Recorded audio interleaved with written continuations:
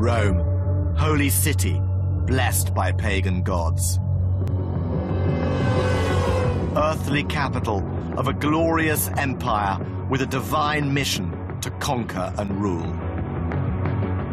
But Rome was to cast aside its pantheon of idols to embrace a revolutionary new faith from the East that would change its classical skyline forever.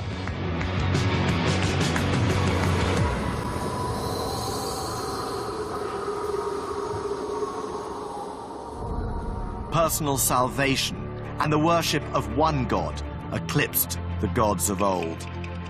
Soon after the crucifixion of Jesus, his message started to spread, but there was nothing inevitable about its ultimate triumph.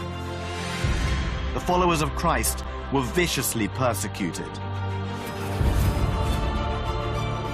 But the martyrdom of St. Peter gave Rome a new founding story and a divine mission for his successors, the popes. Rome became a vibrant center of Christian devotion, but it was the necessities of power that really decided its sacred destiny.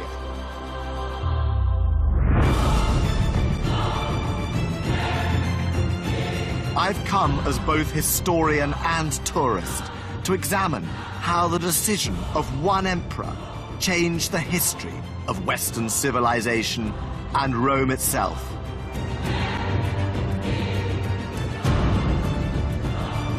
Its impact on the fabric of the city and on the lives of its citizens, nobles, and high priests.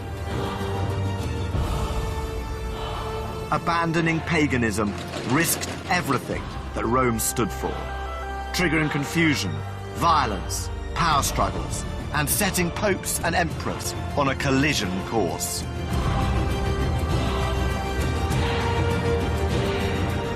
So what transformed the holy city of Rome from the pagan heart of the Roman Empire to the capital of Christendom?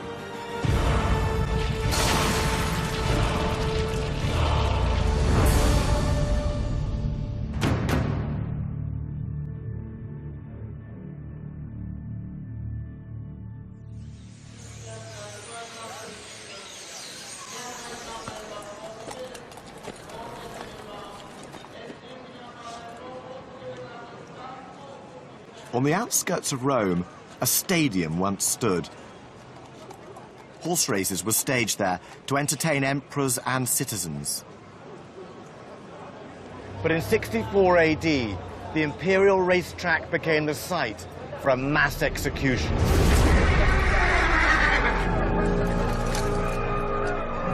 The center of Rome had been devastated by fire. Angry Romans wanted someone to blame.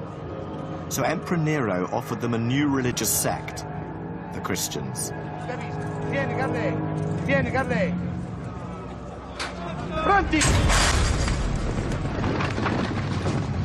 Some were torn to pieces by wild dogs. Others set on fire as human torches. And a few were crucified. Amongst them was Peter, a leader of the Christian mission in Rome and one of the original 12 disciples. Tradition says that out of respect for Jesus, he asked to be crucified upside down.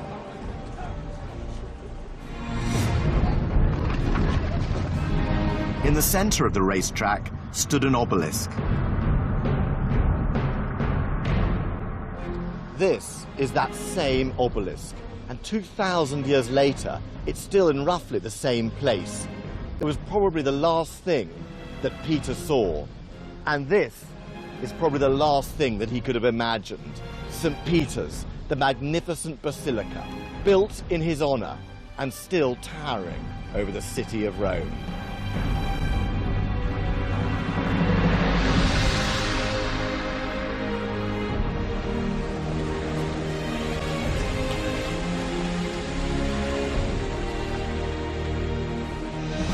Ultimately, Peter's execution would transform Rome. But when he died, Christianity was just one of many Eastern cults struggling to survive in a city dominated by pagan gods.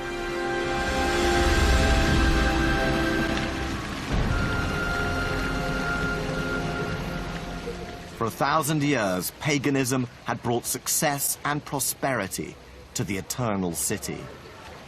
The will of the gods decided every aspect of Roman society.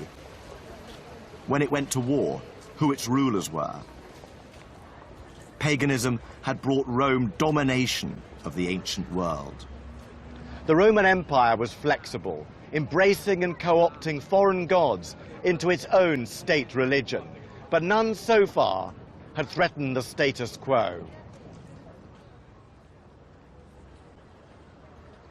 But Christianity was radically different.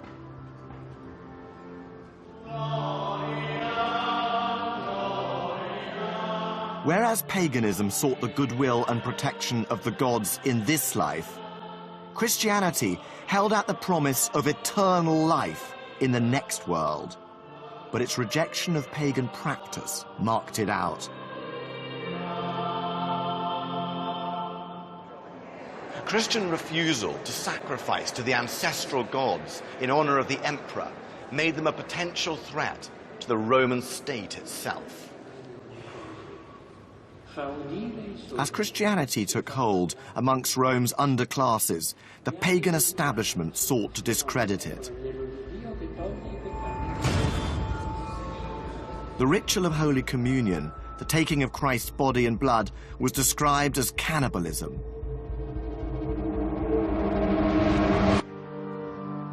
Yet, meeting in secret, the Christian community began to grow. Historian Alexander Ethers is taking me to one of Rome's remaining house churches from the 2nd century. What took place in private dwellings like this would sow the seeds of Rome's unique Christian future. So what was the early church in Rome really like? Initially, you can safely say it was an unorganized heap of people and hardly any structure there, a large group, a growing group within the city of Rome, but not united. And there are differences of opinion about how to worship, where to worship, and gradually, eventually, you have those single figures of authority rising to the fore, the bishop who can pull it all together. So where did the early bishops of Rome get their authority from? From a fairly early point onwards, they're beginning to place themselves in one line with the Apostle Peter. It was the right hand of Christ, who supposedly was the first bishop of Rome. Where that tradition comes from is not entirely clear, but that tradition, I'm the successor to Peter, gives them an enormous source of authority. The lineage of bishops from St. Peter is known as the apostolic succession. It's the bedrock of the Bishop of Rome's authority and papal power to this day. But in the 3rd century, the bishops were leaders of a religion on the margins. And that's why I'm heading to the outskirts of Rome and the catacombs of San Callisto.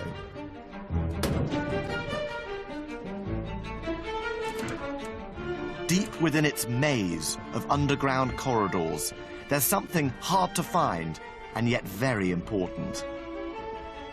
Early evidence of how the bishops of Rome got their unique title. This reads PP, which stands for Papa or Pope, and it's the first example we have of an inscription that refers to the bishops of Rome by that title.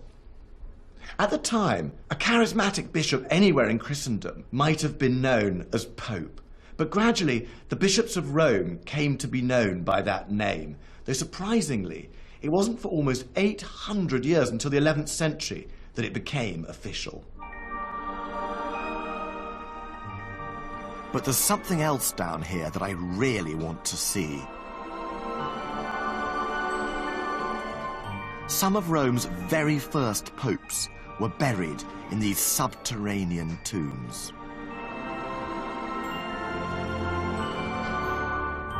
What an extraordinary room this is. This is the crypt of the popes, and 9 of the bishops of Rome are buried here, dating all the way back to the early 3rd century.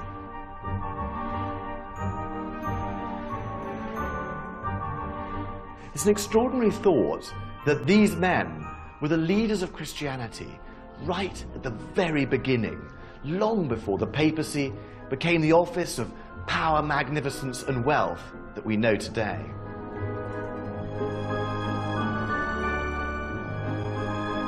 But some of these bishops, just like St. Peter, were to die for their faith.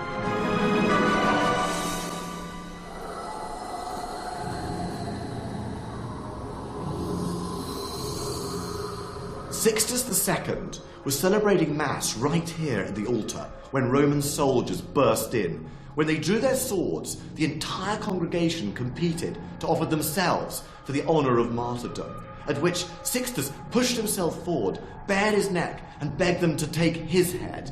The soldiers were happy to take him up on his offer. They beheaded him on the spot.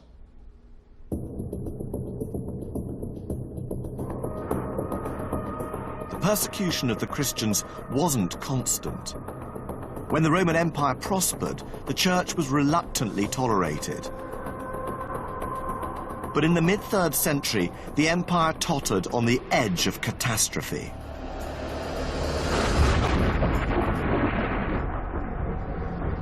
Rome faced 50 years of disaster, civil wars, invasions, and a bewildering succession of emperors. The cracks in the imperial edifice seemed terminal.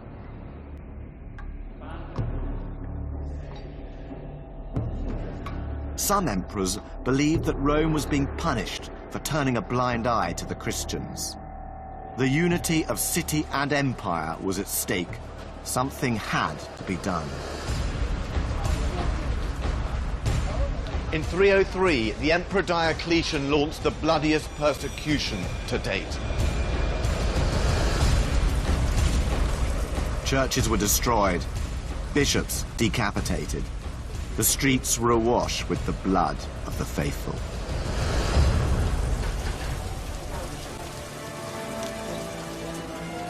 But the killings failed. The persecutions merely served to promote and advertise the faith of the martyrs. The flame of Christianity could not be extinguished. Diocletian's victims would forever leave their mark on Rome. And remarkably, one has been preserved to this day. This figure, one of the city's least known but macabre sights, appears to be a statue. But closer inspection reveals something far more spine-chilling. When at first you look at this, you think this must be a waxwork. But when you look a little closer into the slightly open mouth, you see through the open lips of the skeleton. And if you look at the hands on the outside, they appear to be wax. But look inside, you can see not just the skeletal bones of the real hand and the body, but actually the dry skin there too. This is the body of Saint Vittoria. The cruel deaths of the martyrs didn't destroy Christianity. Their stories kept it alive. But it was still just one of many religious sects on the edges of Roman society. Only the whim or faith of an emperor could change the course of history.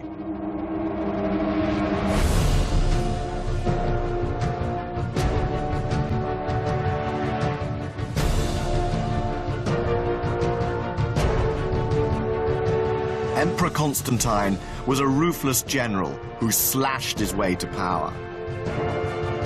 He was a harsh warlord, capable of terrifying violence. He even executed his own wife and son. But he was also a visionary who in one decision changed the entire course of Western civilization. No one knows for sure why Constantine chose to embrace Christianity. But the decisive revelation took place here at Milvian Bridge, on the outskirts of Rome.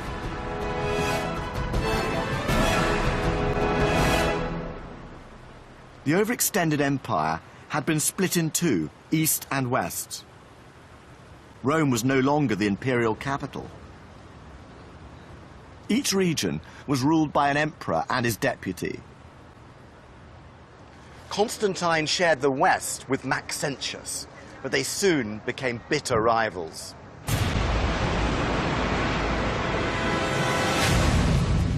In 312, Constantine had cornered Maxentius's forces on the banks of the Tiber.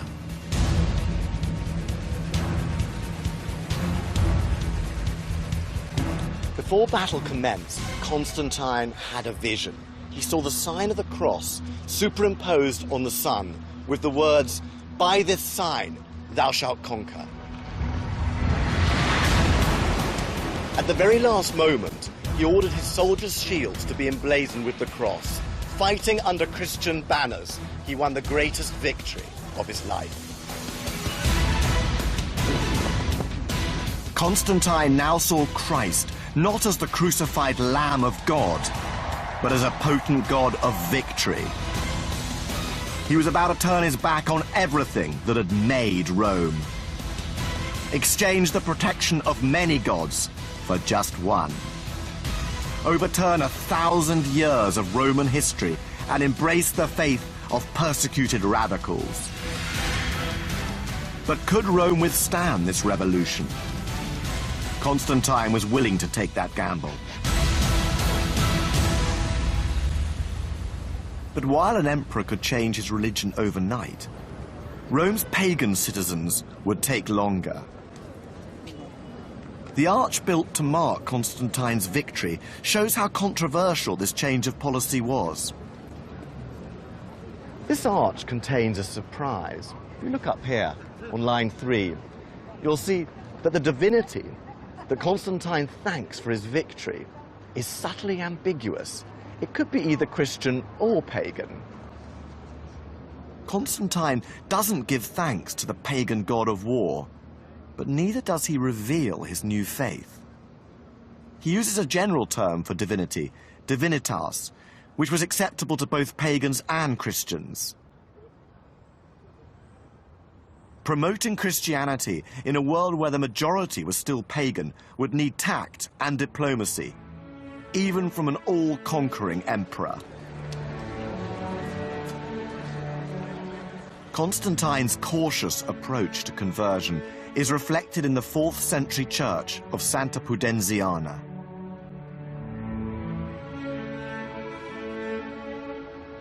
The facade of this church wouldn't have looked at all out of place in pagan Rome. It's a basilica, literally a king's hall, and this was the typical rectangular building of Roman public life where emperors and governors held court. The need to fit in is further revealed when you step inside. The image of a humble savior has received a grand Roman makeover.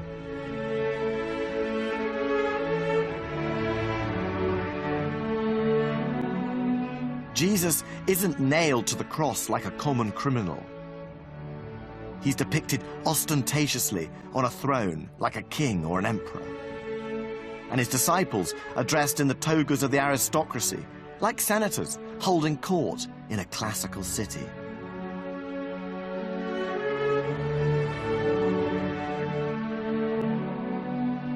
Pagan Romans coming in here wouldn't have been shocked or put off by anything they saw.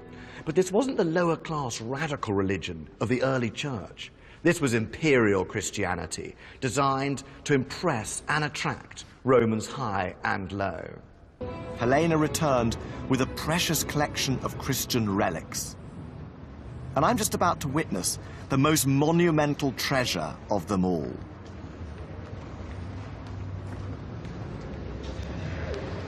This is one of the Empress Helena's most extraordinary finds, the Scala Sancta.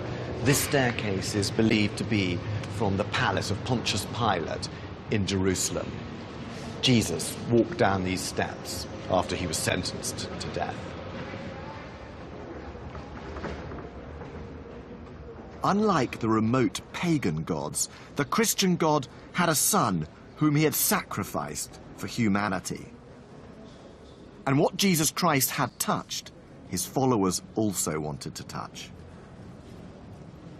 For centuries, pilgrims have climbed these steps on their knees as an act of piety to get closer to Christ and honor his suffering.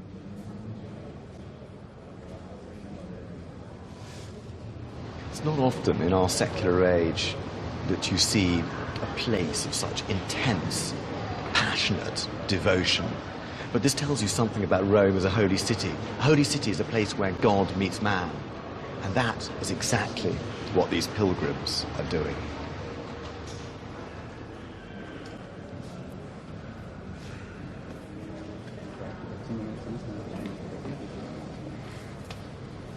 While Helena was importing holiness from Jerusalem, Constantine was keen to promote the city's homegrown Christian sites.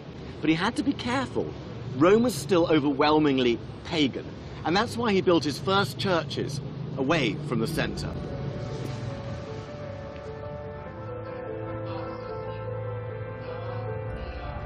Constantine built 7 churches in Rome, but one took on supreme importance. Nero's circus had become a holy place for Rome's Christians as the location of Peter's crucifixion and burial. A simple shrine had been erected over his grave. Constantine recognized the importance of the site, a direct link between Rome and Jesus Christ himself through his right-hand man, Peter. So Constantine decided to build his biggest basilica over Peter's tomb. Over the centuries, St. Peter's was to become the cornerstone of the Catholic Church and the headquarters for an empire of Christian souls. But when Constantine commissioned it, it was still an act of wishful thinking.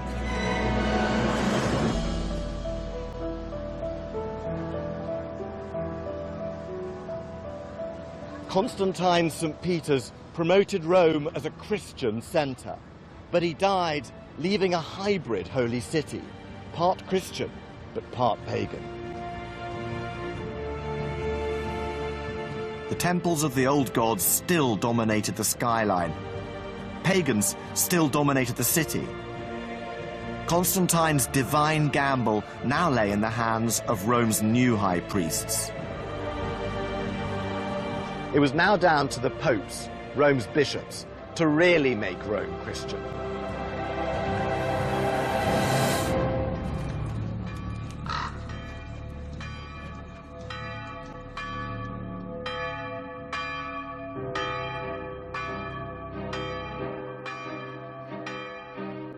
Before Constantine, Rome's bishops had been persecuted leaders. Now they were important officials with real influence. One pope, Damasus I, reveled in this new status.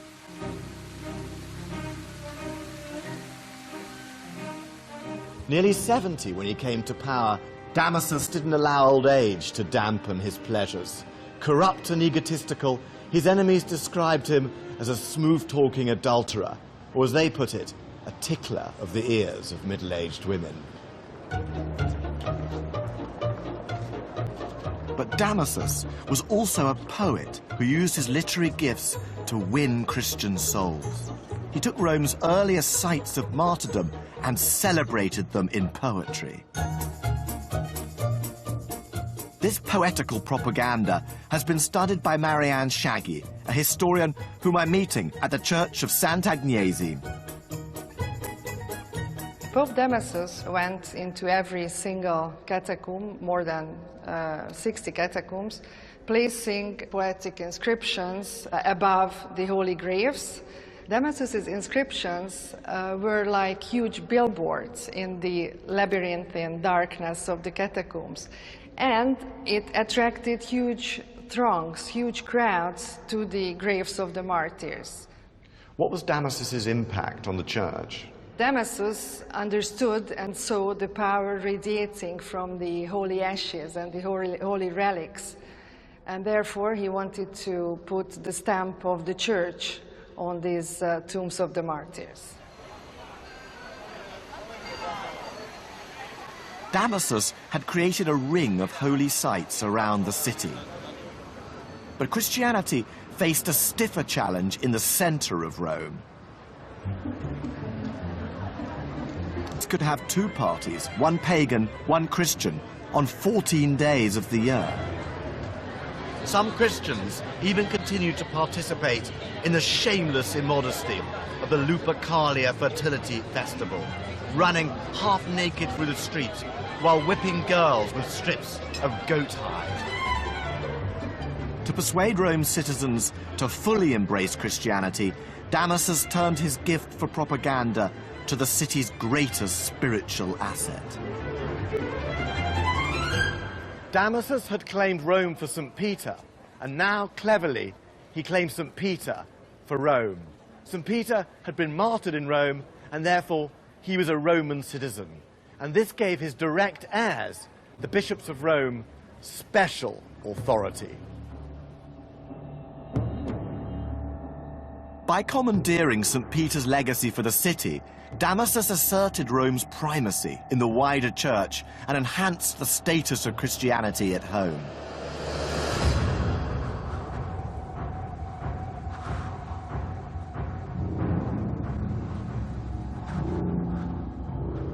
Meanwhile, events beyond the reaches of the empire were to have a devastating effect on Rome, changing the holy city forever.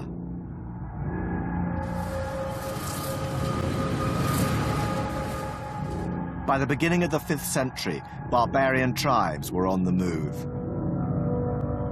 The Huns migrated into Central Europe, displacing the Germanic Goths, who became refugees on the borders of the Roman Empire. Defenseless and hungry, the Goths were forced to trade their own children for food, but the Romans sold them dog meat.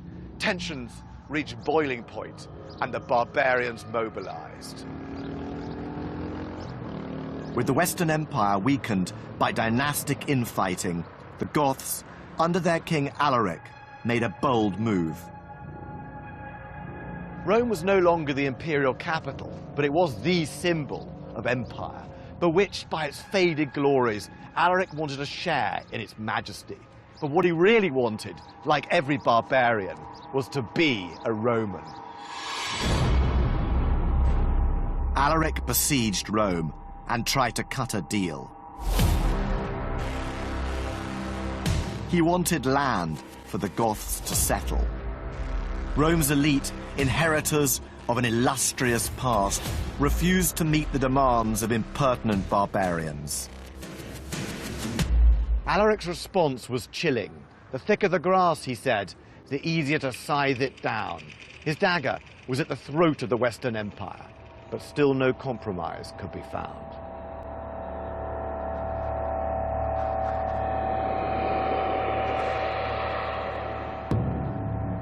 Starvation set in. The Romans couldn't bury their dead inside the city walls, so putrefying bodies littered the streets.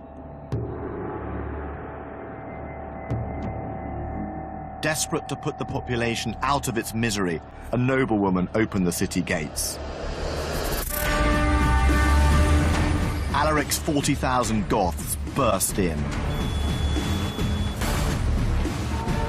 Mansions were plundered, the rich were tortured to give up their treasure, and those who couldn't flee were terrorized or killed, their women raped.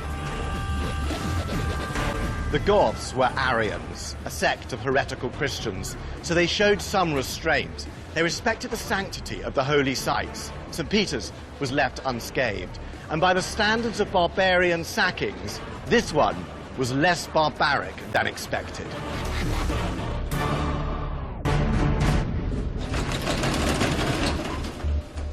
Nevertheless, the psychological effect of the sacking was shattering. The city that had conquered the whole world was believed to have been murdered. A sense of instability pervaded Rome. The great theologian of the day, St. Augustine, believed that the reason Rome had fallen was because it was still essentially pagan and steeped in sin. The kingdom of heaven was the only salvation. The imperial city was doomed.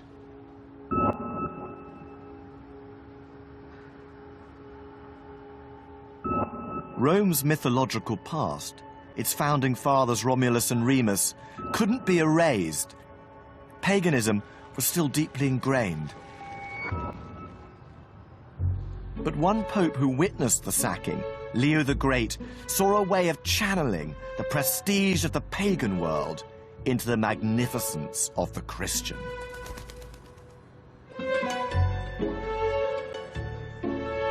To find out how Leo shaped the Christian identity of Rome, I'm meeting historian Michel René Saltzman. Michel, how did Pope Leo promote Christianity in a city that still had such a strong classical Roman tradition? Leo was very proud of the Roman tradition in the pagan past. He's the first pope to actually mention Romulus and Remus and to take pride in the Roman Empire in one of his sermons. But a better empire, a stronger empire, a greater empire resides with Christ. And so he is very involved in maintaining the physical fabric of the city, but as a Christian center. So what was Leo's personal relationship with St. Peter? Leo felt very intimately connected to St. Peter. Of course, every bishop could claim that their authority comes from Peter, the very first bishop of Rome. But Leo makes it a very intimate tie. In his ordination sermons, he talks about Peter's spirit almost living through him. And I think it's very telling that when Leo is buried, he is the first pope buried in St. Peter's. So that tie, that intimate tie, lives on forever. Lavishly decorated churches overshadowed the temples to the old gods. Rome now had the skyline of a Christian capital. One god, one credo, one pope. But with spiritual authority concentrated in one figure, Rome's fate was now bound to one man. A good pope could lead the holy city to further glory. A bad pope would spell disaster. First, Justinian had to take Italy from the Goths. He dispatched an expedition under his brilliant general, Count Belisarius. In a remarkable display of military virtuosity, Belisarius, with just a few thousand men, captured Rome.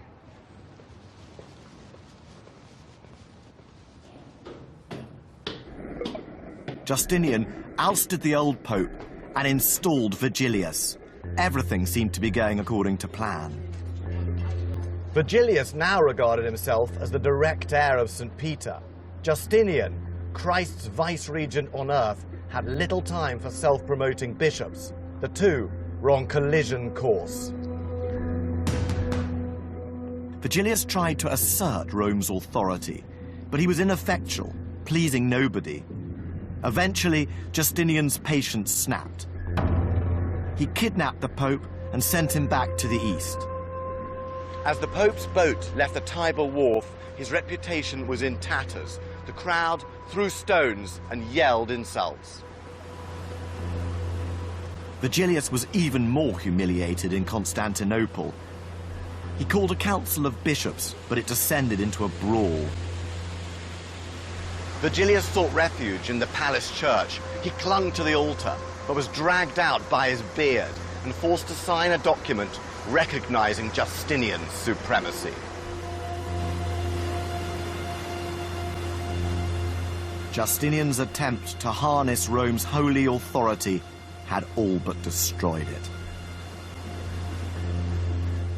The papacy had hit its lowest point, and the city would follow.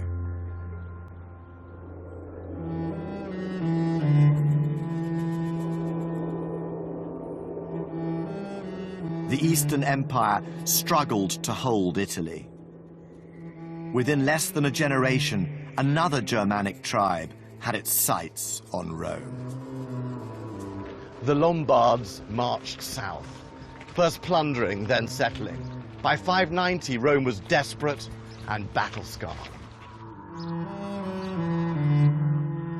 Rome's aqueducts, the embodiment of imperial might, were left to crumble, the city's vital water supplies seeping away. Impoverished and starving, its population reduced to 90,000. The once glorious capital was now just a beleaguered outpost on the fringes of empire. Rome needed a new hero, and the Pope was the only and last person who could save the city.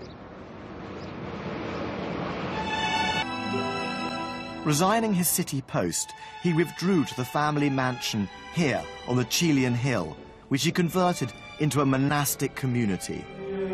A church dedicated to Gregory, Gregorio Magno, now stands on the same site. And his spirit lives on in the custodians of the church, the monks of the Camaldolese order. Freed from the stresses of public office, the years spent in prayer and reflection here were the happiest of Gregory's life. This is said to be Gregory's monastic cell, but there's a feature of this room that a lot of visitors miss. That's behind this grille. If you open it, look inside, there's just room in there for a small man to sleep. This is a very serene place, and it must have seemed as if Gregory would never return to the dirty world of power and intrigue. But Gregory's seclusion was short-lived.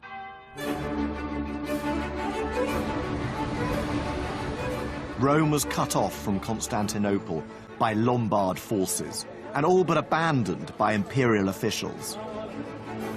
In a city on the verge of collapse, only one organization was left standing: the church. Reluctantly, Gregory was drawn back into civil affairs. Ordained against his will, he ran a section of the city, and when Pope Pelagius died of plague, he was elected his successor.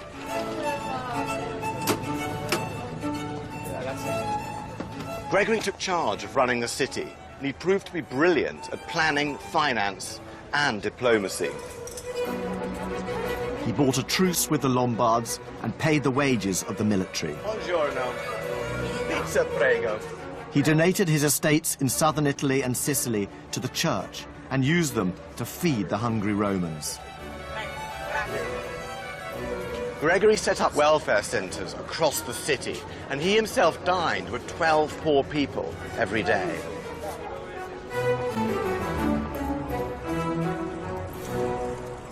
Gregory had expanded his religious power into the realm of political authority, but he had set his sights much further afield.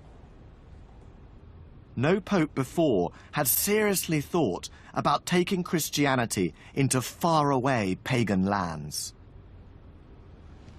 When he was a young deacon, Gregory had seen some fair-haired Anglo-Saxon boys at a Roman slave market.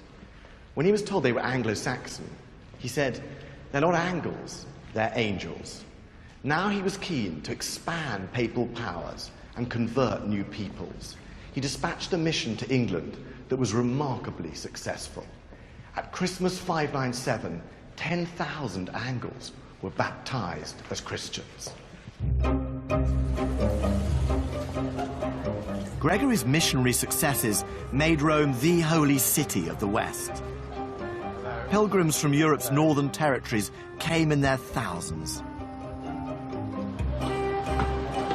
The religious gold rush was intensified by the ever stronger belief in the sacred power of martyrs' tombs and relics.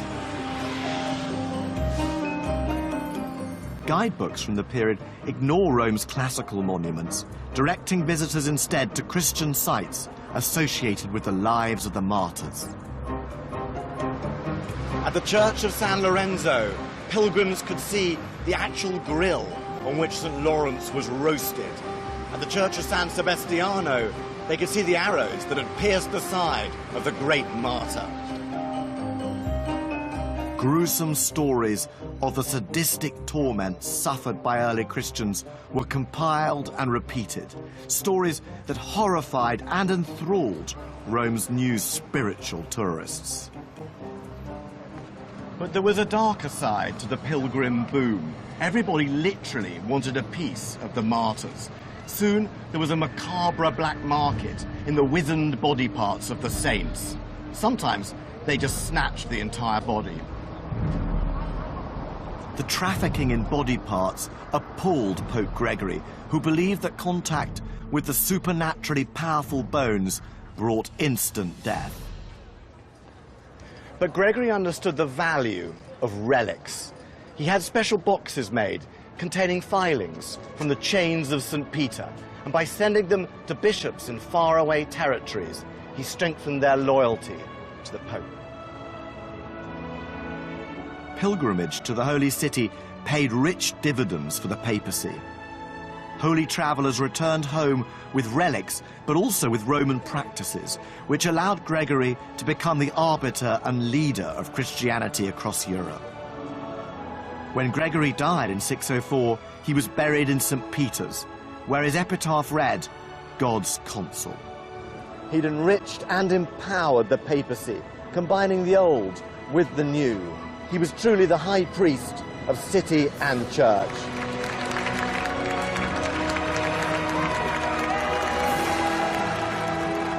The Pope now headed the most influential organization in Western Europe, and Rome was its power base.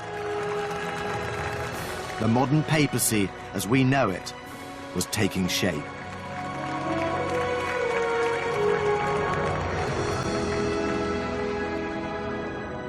But Rome now faced a completely new threat.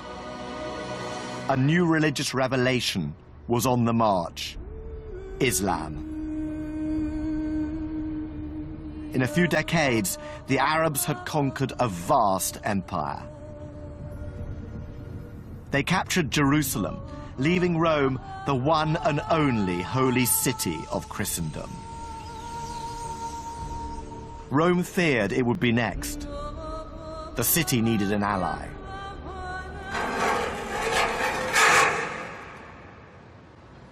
Charlemagne, king of the Franks, was a gifted soldier-statesman who had conquered much of Western and Central Europe.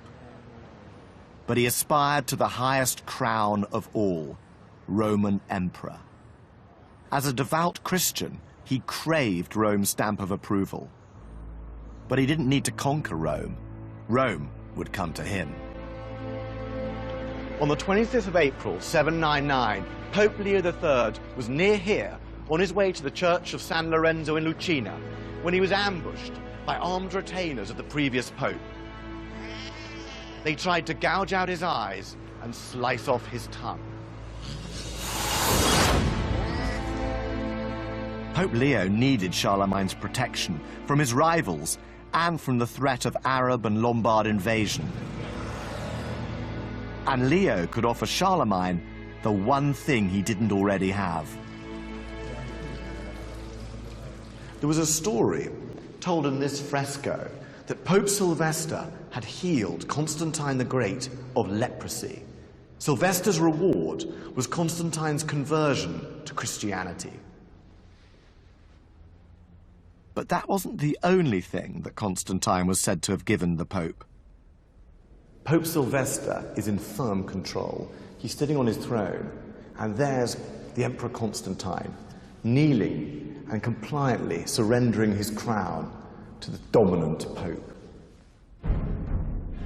This account was a complete fabrication, but it allowed Leo to invent a new tradition, the power of popes to anoint emperors. On Christmas Day 800, Charlemagne arrived to celebrate Mass in St. Peter's. He knelt down before the tomb. The popes believed that they were the ultimate source of political and religious authority, so only a pope could crown an emperor. But the emperors believed that they were the supreme power, so an emperor could appoint the pope, whose job it was to crown him.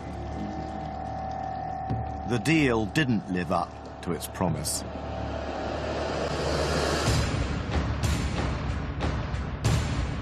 In 846, Arab forces attacked the city.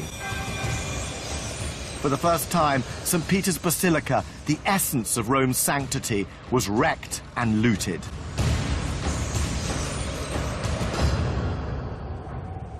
When the raiders had gone, Pope Leo IV put his faith in something more solid. It's easy to forget that St. Peter's was still outside the city walls and therefore vulnerable to attack. Now Pope Leo embarked on building these massive fortifications. The Leonine walls were 40 feet high and 12 feet deep, and they forever changed the shape of Rome.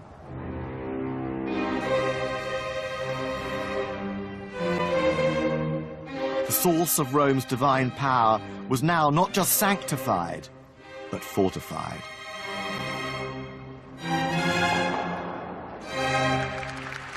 Rome's holiness was protected,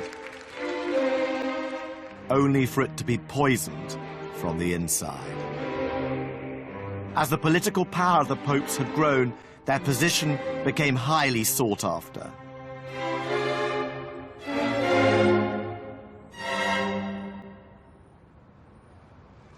The papacy became the prize and plaything in the blood-spattered power struggle between competing Italian families. Several popes were murdered here at the Castel Sant'Angelo, once the mausoleum of the Emperor Hadrian, and now the fortress, prison, and torture chamber of the papacy.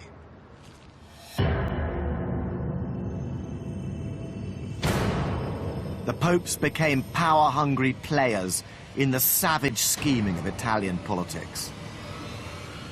And their abuse of papal authority dragged the Holy City into its darkest period yet.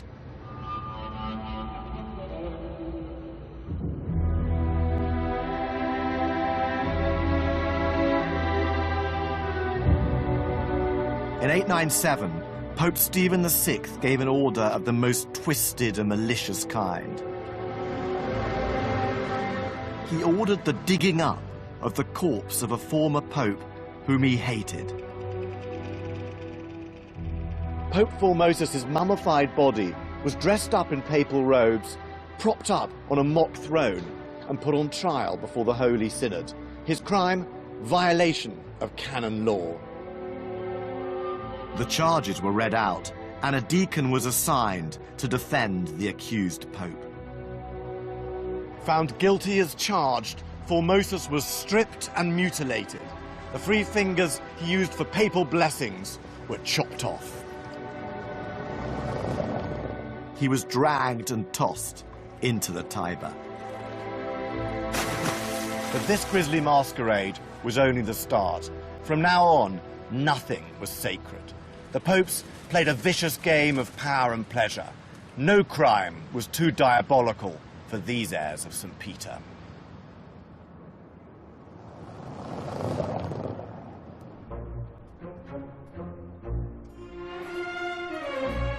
In the early 10th century, the papacy became dominated by one aristocratic family, the debauched and merciless house of Theophylact.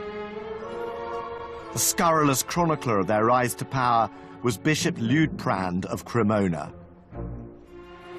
Liutprand doesn't exactly hold back, especially with the women of the family, who are described without exception as a tribe of sex-mad megalomaniacs. He says Count Theophylact's wife, Theodora, was a shameless harlot, and that her 2 daughters were, if anything, faster in the exercise of Venus. The most infamous was Marozia. A wily politician and a murderous man-eater, Marozia must have been as gorgeously depraved as she was dynastically effective. She seduced or married an entire apostolic succession of popes and kings and managed to dominate Rome for years. Drawn deeper into the mire, Rome's once mighty popes became pawns in the cesspit of local politics. At just 15, Marozia had a wicked affair with Pope Sergius III, producing a son. Later, Marozia became mistress of another pope, John X, but she turned against him and married his enemy, Guy of Tuscany. In 928, they successfully carried out a coup d'etat in the Lateran Palace, the papal residence. Marozia had John X arrested, imprisoned, and then strangled in the Castel Sant'Angelo, leaving her as de facto ruler of the city. The papacy and Rome sank to ever greater depths of moral depravity. Marozia even raised her own bastard son to the throne of St. Peter.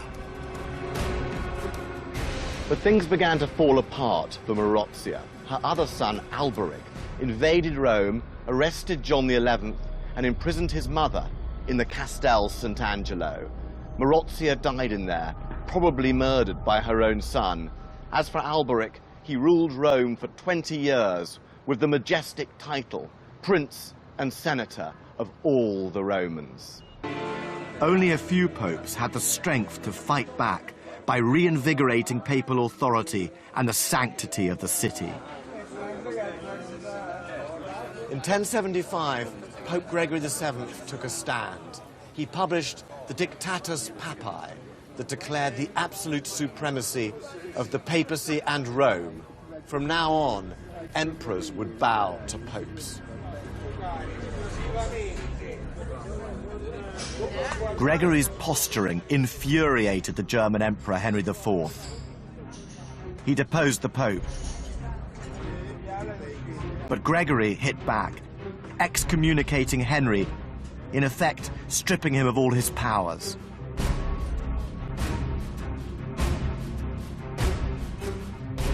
The toxic relationship between Pope and Emperor had ignited, and Rome was its victim.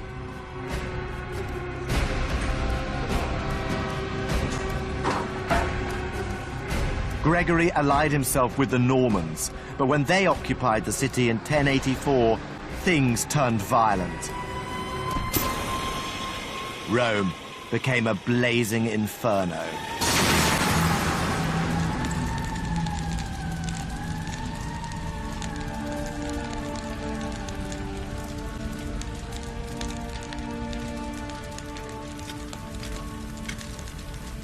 A 1,000 years earlier, a pagan emperor had burned Christians alive and crucified St. Peter. But their martyrdom had helped keep the flame of Christianity alive in Rome.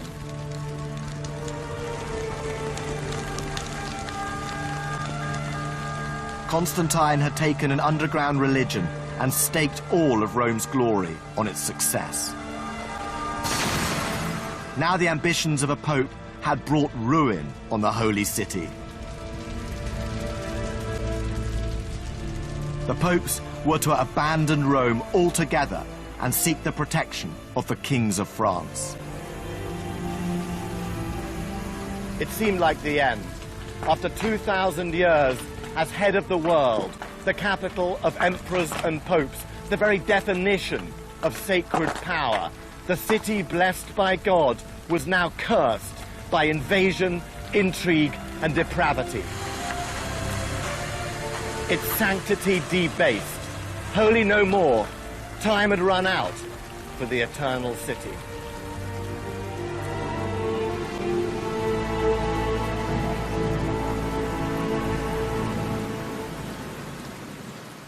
Next time, Rome rises from the ashes. How the debauchery and avarice of the Renaissance transformed Rome into the city we see today.